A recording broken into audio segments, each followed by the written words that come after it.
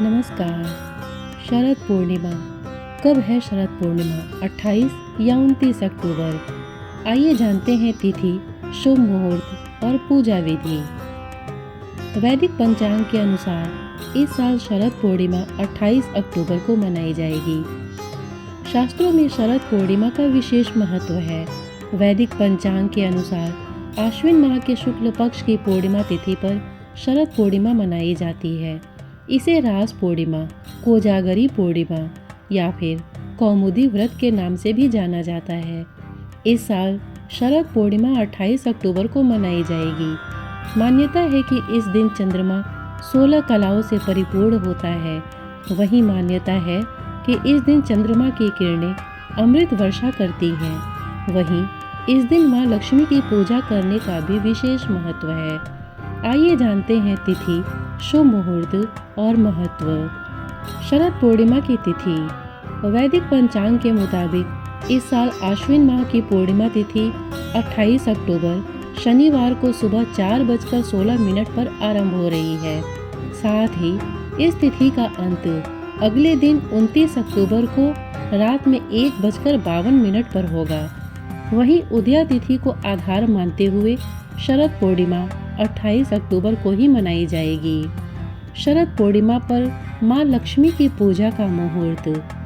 शरद पूर्णिमा पर लक्ष्मी पूजा के 3 शुभ मुहूर्त बन रहे हैं, जिसमें शुभ उत्तम मुहूर्त रात 8:51 से 10:28 तक रहेगा।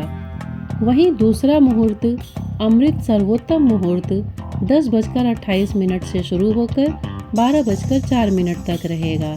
वहीं तीसरा मुहूर्त चर सामान्य मुहूर्त 12:04 से 1:41 तक है। इन मुहूर्तों में लक्ष्मी पूजा की जा सकती है। आइए जानते हैं शरद पूर्णिमा की पूजा विधि। इस दिन जल्दी उठ जाएं और किसी पवित्र नदी में स्नान कर लें।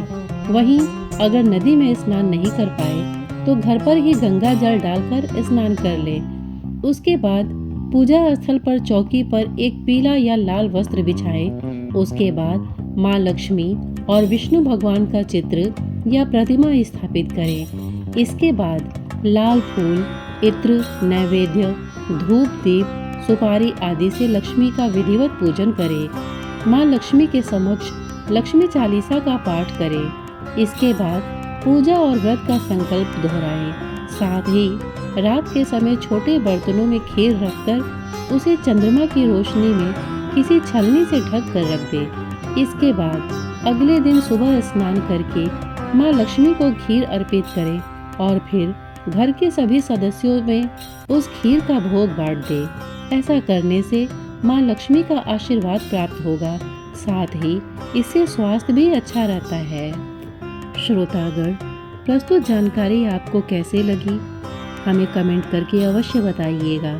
साथ ही इतने धैर्य से इसे सुनने के लिए आपने अपना बहुमूल्य समय दिया, इसके लिए आपका बहुत बहुत धन्यवाद।